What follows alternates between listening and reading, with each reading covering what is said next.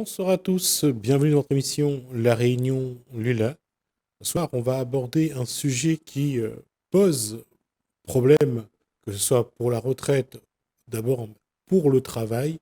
Et à La Réunion, on a ce problème-là, c'est-à-dire que on ne crée pas de l'emploi, on ne crée pas ce qu'il faut pour que il y a d'activité. Il y a aussi des gens qui puissent dire j'ai un travail.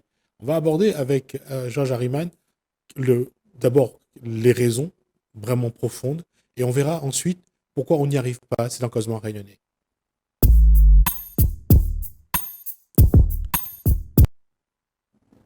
Bonsoir Georges Harriman.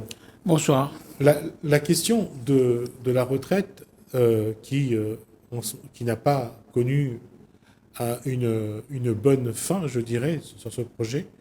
La question, c'est qu'est-ce qui explique que depuis 50, 60 ans, on parle toujours chômage, mais on ne parle pas emploi.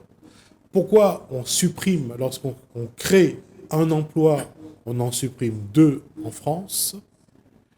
Pourquoi à La Réunion, le monde économique travaille toujours depuis 50, 60 ans de la même façon, c'est gagner de l'argent, mais non pas pérenniser l'emploi? Est-ce que le citoyen, est-ce que l'individu, lui, peut créer un emploi pour le pérenniser et en vivre? Parce que jusqu'à maintenant, on n'a pas trouvé la solution. Ce que tu me dis là est vaste comme sujet. Il faudra beaucoup de temps pour pouvoir le débattre de manière profonde.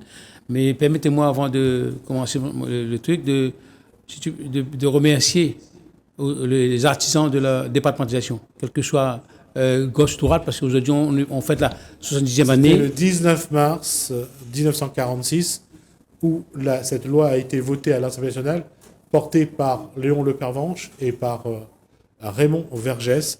La Réunion est devenue un département français. Voilà, donc moi, pour autant de respecter au moins cette journée-là, parce que l'histoire de la Réunion vient de là, quoi. On peut reconnaître que la Réunion a beaucoup évolué depuis le départementation, mais ce qui n'a pas changé actuellement, et d'où le chômage, c'est qu'on est colonisé administrativement et on est colonisé aussi économiquement. Donc la Réunion n'est pas encore tout à fait sortir de ce problème-là. Et c'est pour moi ça qui est important de parler aujourd'hui, non pas les pitreries qui se passent actuellement par rapport à la retraite, par rapport à nos responsables politiques de la Réunion qui va porter les valises ou les spots du gouvernement. Il y a une réalité, c'est que on ne veut pas créer des emplois, surtout dans les branches artisanales, surtout chez les agriculteurs, parce qu'on a toujours peur que ça concurrence les grosses entreprises qui, elles, veulent vraiment générer du chiffre. C'est exactement ce qui se passe à La Réunion. On a un chômeur qui a une idée, qui veut apporter une innovation quelque part. S'il met en place une idée qui va gêner M. X ou Z, qui contrôle l'économie de La Réunion, c'est un bloc, quoi. C'est un bloc local. Et sous le couverture du préfet et des politiciens, on n'arrive pas à avoir de l'avant. Et je crois même comprendre que même les banques sont intéressées. Parce que les banques, si tu veux un projet, ils ont l'ordre de demander l'avis de M. X ou Z pour voir si on donne un prêt ou pas pour le projet. Donc même à ce niveau, on est pris à la gorge. Et c'est pour ça que les Réunionnais aujourd'hui, qui ne travaillent pas, n'arrivent pas à percer. Difficilement, ils arrivent à mettre en place un projet ou une activité parce que tout est cerné, tout est bien compacté avec cette emprise politico-économique. Donc j'ai compris. L'économie, il ne peut pas évoluer parce que lui, son rôle à lui, c'est faire du profit, avoir le maximum de capital pour son entreprise. Hein. Comme il est difficile de le faire parce que par rapport au nombre de gens à La Réunion, ben, qu'est-ce qu'il fait? Bon, il finance les groupes politiques, il donne de l'argent pour la campagne électorale, il s'emprunte et tous les contrats qui se passent, il a. Et je vous dis que si on soulève le tapis à La Réunion, le scandale qu'il y a au niveau politique économique de La Réunion, la concuption entre les deux, mais c'est pour ça qu'il fait le chômage n'aura jamais va changer l'histoire du chômage à Réunion. D'abord, le chômage à Réunion est banalisé maintenant. Et pour moi, c'est le numéro 1. Dans toute société, La Réunion, en métropole, le problème numéro 1 n'est pas la retraite, c'est le chômage. Si on met tout le monde au travail correctement, il n'y a pas de problème de retraite. C'est des faux débats qu'on entend organiser. Et si toute l'énergie qu'on met dans le combat contre la retraite aujourd'hui, si on met toute cette énergie-là pour combattre le chômage, ben La Réunion, on se vit une vie sereine, quoi. Mais il y a une réalité, c'est que si le Réunionnais veut travailler, il faut que lui aussi, à un moment donné, il se dit, c'est à lui de créer son activité, c'est à lui de créer son entreprise et de créer son emploi. Mais le marché ne lui facilite pas le travail. Il est toujours, c'est lui qui arrive toujours en fin. Les prestations qu'il a, c'est pas très bien payé. Les marges qui peut bénéficier n'est pas grande. On fait tout, j'allais dire, pour étouffer dans l'œuf Exactement. toute initiative personnelle. Exactement. Tout est fait pour étouffer le chômage et c'était exploiter les chômeurs dans diverses peut-être formations ou autres. D'ailleurs, la Réunion, quand on parle chômage, il n'y a pas d'autre définition. En face, il y a la formation ou le fainéantisme.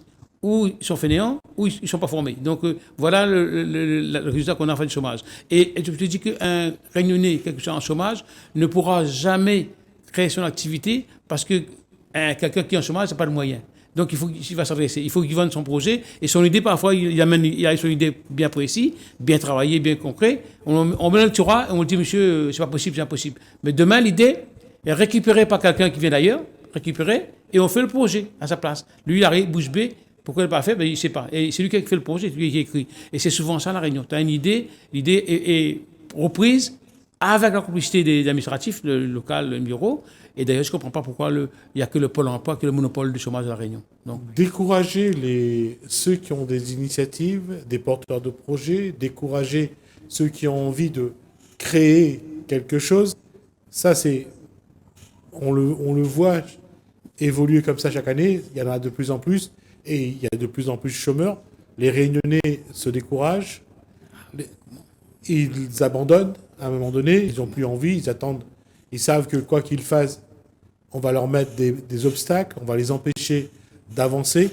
Il faut accepter cette fatalité. justement, moi, je dis aux Réunionnais, il est temps qu'ils commencent à se réveiller parce qu'on l'a endormi, on l'a mis sur chloroforme depuis trop longtemps. Le réveil, il va dire il faut attaquer ou aller briser ou casser les trucs. Mais le réveil, c'est prendre conscience que sa situation ne changera pas. Lui, il n'a pas changé, son père était pareil, sa soeur est pareil, son oncle est pareil. Donc, il faut qu'il prenne conscience que s'il veut changer sa vie, il faut que lui joue un rôle. Non pas toujours attendre de monsieur X ou du gouvernement qui prend une décision. D'ailleurs, je vous parle tout à l'heure des départementations. Si un ministre avait dit que la Réunion, on va organiser la départementation, tous les élus se mettraient à genoux, on va augmenter, alors que c'est à eux de prendre l'initiative de faire quelque chose pour la Réunion, pour faire cette journée-là. Pour moi, aujourd'hui, devait être une journée dans toutes les écoles, dans toutes les gens, une campagne d'information sur l'existence de la départementation. Mais comme nos responsables politiques considèrent les Réunionnais comme des îles très notoires, ben, il faut pas connaître ça, quoi. Ils se contentent de donner du pognon, des subventions, et puis on gère, quoi.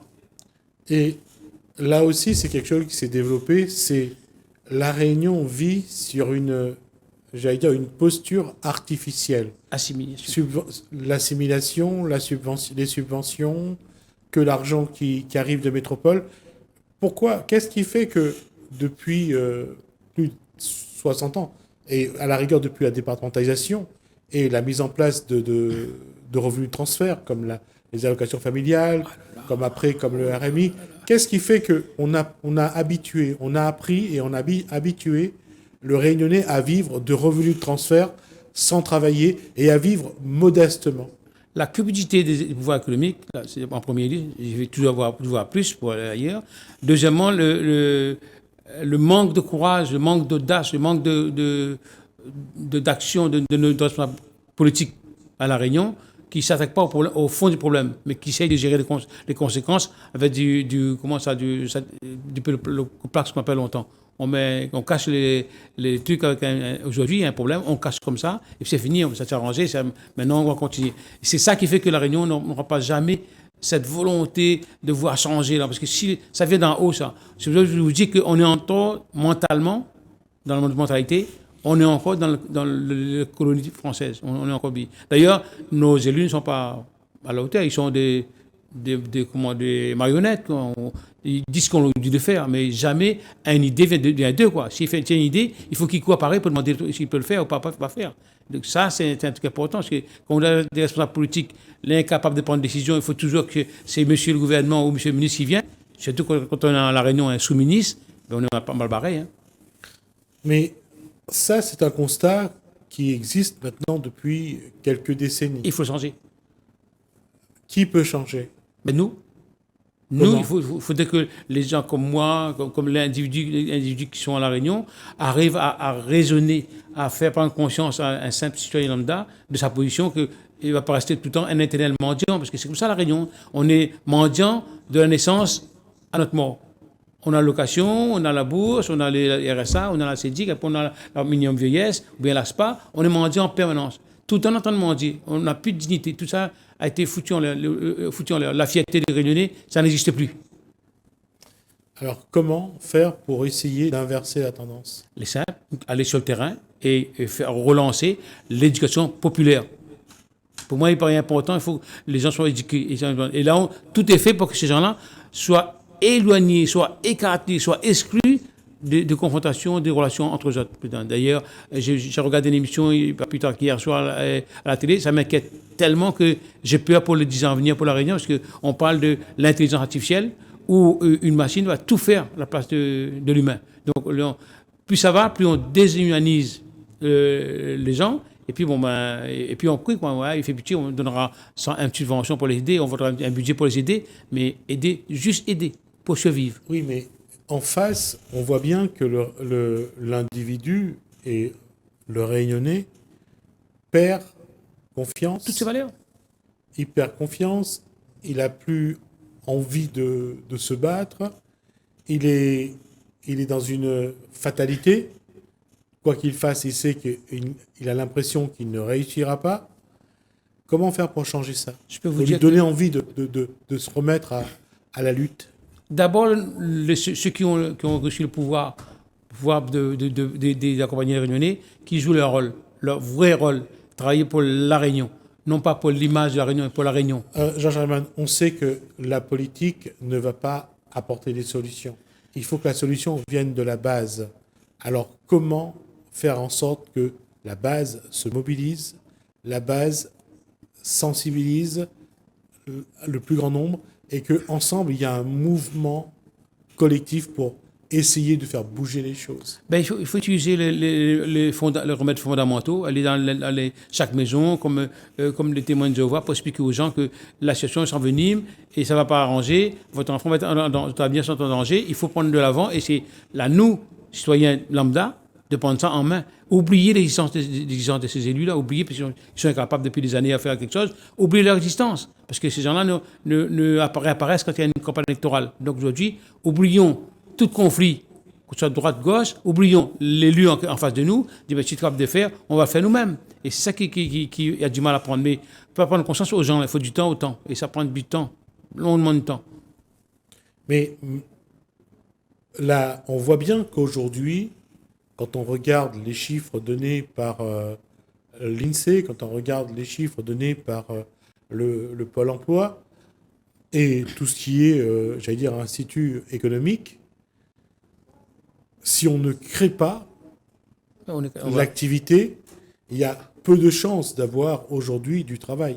Mais l'île de la Réunion n'est plus sous contrôle des Réunionnais. On parle de l'INSEE. Donnez-moi une seule institution à La Réunion qui est gérée par des Réunionnais. Donnez-moi une seule institution. C'est les gens ailleurs qui gèrent ça. C'est pas conflictuel. Hein? C'est pour dire que comment un Réunionnais ne va pas prendre une décision quand là-haut, on a une consigne il ne faut pas qu'il s'élève. Il faut qu'il reste là.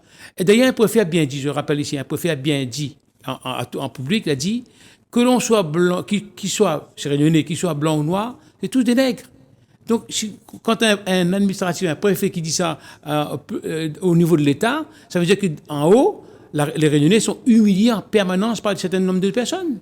Oui, mais cette situation-là, elle est connue depuis un moment déjà. Et ça persiste, Oui, ça persiste à la rigueur. Mais ce que je veux dire, c'est que pourquoi il n'y a pas derrière, il n'y a plus, comme il y en avait dans les années 80, des années 90, à l'époque, il y avait un certain Georges Harriman qui s'est levé, qui a dit « allons nous battre ». Pourquoi aujourd'hui, le Réunionnais, il n'a plus envie, d'une part, et on dirait qu'il n'a plus les capacités pour se battre. On l'a dit vous-même. les Réunionnais n'ont plus confiance en personne. Ils ne croient plus personne. On a tellement embêté, tellement fait croire des miracles, tellement il a de mettre ta confiance en monsieur Intel, monsieur X, le parti d'un tel, pas d'un tel. Il ne croit plus en rien. Même en lui, il ne croit plus parce qu'il est tellement déçu de ce qui se passe dans notre système qu'il ne veut plus avancer. Il reste sur place. Là, il se laisse vivre et il essaie d'imiter les autres. Imiter comme monsieur Intel, comme ça, il essaie d'être dans la masse, mais il n'existe pas. D'ailleurs, son existence est toujours en sursis, quoi. Réunionnais. Oui, mais si aujourd'hui, quand on regarde le contexte réunionnais, l'agriculture n'est pas dans une courbe ascendante, on produit de moins en moins, il y a de plus en plus de béton. Si les générations qui arrivent ne se mobilisent pas pour sauver un petit peu le cachet réunionnais, l'agriculture, j'allais dire un petit peu tout ce qui est production alimentaire. Comment ça va se passer ? On va de plus en plus se rendre dans les grandes surfaces pour acheter les boîtes de conserve. Tout ça évolue, ça évolue. Ça fait peut-être 20 ans, bientôt 30 ans que j'ai demandé aux collectivités locales, qu'elles soient région ou départementales, que s'il y a plein de monde qui ne travaille pas, plein de gens qui ne travaillent pas sont au chômage, pourquoi ne pas voir avec le monde agricole, ou bien voir faire une enquête, un recensement de terrain, si on peut mettre à la disposition des gens vos terrains qui ne servent à rien, qui n'est pas culte, qui est inculte, au moins prendre la location avec un agriculteur qui ne s'en sert pas, qui ne pousse pas, quoi. Mettre à disposition de chômeurs. Non, on a préféré mettre ça à disposition de l'ONF et des gens qui sont en métropole qui arrivent, on veut faire du bio à La Réunion. On va à La Réunion faire du bio. Et là, eux, ils ont du terrain. Et alors que les gens attendent pour travailler. Oui, mais là, je suis d'accord sur ce que tu viens de dire. Mais le problème, c'est que on ne voit pas non plus le Réunionnais vraiment se battre. S'il y en a qui se battent, ils sont dans leur coin, ils sont tout seuls, face à des machines contre lesquelles ils ne gagneront jamais. On sait qu'il y a des gens qui cherchent le terrain. On sait qu'il y a des gens qui n'ont pas de réponse. On ne répond pas à leurs besoins. Eux, ils n'ont pas, mais en branche, ils ont. Oui, mais pourquoi à La Réunion, les Réunionnais ne se mobilisent pas justement pour soutenir ceux qui ont des projets ? Je t'invite avec moi sur le terrain de voir comment les gens sont coincés, sont pris à la gorge, on n'arrive plus à avancer, ils ont découragé. Ils arrivent avec tout est fait, tout est prêt à se mettre en place pour avancer. Je te dis comme preuve, je connais un gars à Saint-Jean, là où je viens, qui son père avait un champ d'ananas. Et son père était fatigué, il voulait passer la relève à ce monsieur-là. Quand il fallait passer au relais pour prendre son père, il ne pouvait pas, parce que quand il fallait faire des marches en agriculture partout, il fallait tellement de marches, tellement de trucs à faire, alors que le monsieur travaille avec son père depuis longtemps, il tellement de faire qu'il ne pouvait pas prendre. Alors, tout ça logique, vous travaillez avec votre père depuis X années dans ce problème de nana, et là, il va passer la main pour soutenir l'agriculture. On dit, vous n'avez pas droit, vous avez un tas de trucs, il faut vous être inscrit, il faut faire une formation à temps. Tout ça, c'est pour l'empêcher de prendre. Et pourquoi ? Parce qu'on regarde l'entreprise pour un monsieur qui arrive de France ou qui vient d'ailleurs, qui a le moyen de pouvoir payer, acheter. C'est ça. Et ça, c'est pas que dans l'agriculture, dans tout le domaine, la Réunion comme ça. Hein. Oui, mais si l'État ou les institutions représentatives de l'État posent des règles, on est contraint de rentrer, on est contraint d'obéir à ces règles. On n'a pas le choix. C'est l'homme qui fait les règles, c'est les citoyens qui font les règles. Donc si de matin on dit on n'est pas d'accord avec ça, on est à l'appui de tout le monde, la Réunion dit qu'on ne veut pas de ça, comment on se met d'accord pour la retraite ? On ne veut pas de retraite, on arrive à s'élever. Pourquoi pas pour le chômage ? On veut ça, parce que nos jeunes traînent et la taux de délinquance, on vous demande de faire ça. Vous ne voulez pas faire ? Bon, on refuse.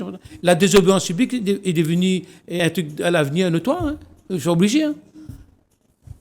Mais, dernière question, Georges Harriman, qu'est-ce qu'il faut pour mobiliser les Réunionnais ? Moi, je pense qu'il faudrait que les Réunionnais, c'était, je ne dis pas un raz-de-marée, mais un tsunami économique pour que tout soit plate et tout le monde reprend le bon sens. Parce que c'est ça qui fait. Il y a le côté, le finance, le pognon, et il y a le côté, la pauvreté, la misère. On soigne, on entretient pour pouvoir vivre. On vit là-dessus, quoi. Tout le monde vit sur le matelas est doré. Donc, si c'est un tsunami économique à La Réunion, c'est sûr que ça va aplatir tout le monde. Et je suis pour ça un bon crash à La Réunion, que ça prend les gens à la gorge, et puis là, ils vont se réveiller. Parce que réunion, c'est comme ça. Tu ne frappes pas, il ne va pas se réveiller. Il est endormi. Il marche comme un somnambule. D'accord. Alors, ça, c'est la question, et on reviendra dessus la prochaine fois. Comment faire en sorte que les jeunes et les moins jeunes qui sont au chômage se mobilisent, aient envie de se battre de nouveau pour qu'il y ait de l'activité à La Réunion, il y ait de l'activité économique, qu'ils aient envie de créer une entreprise, un emploi. Cette question-là, il faudra bien qu'à un moment donné qu'on se la pose parce que on a l'impression qu'on entre dans une léthargie, qu'on accepte les décisions qui viennent d'ailleurs, qu'on accepte aussi la fatalité. Technoconformisme. On va revenir là-dessus la prochaine fois et on aura l'occasion de voir un petit peu qu'est-ce qui pourrait être fait. Merci Georges Hariman. Merci. Merci à vous de nous avoir suivis. Merci François. Je vous dis à bientôt.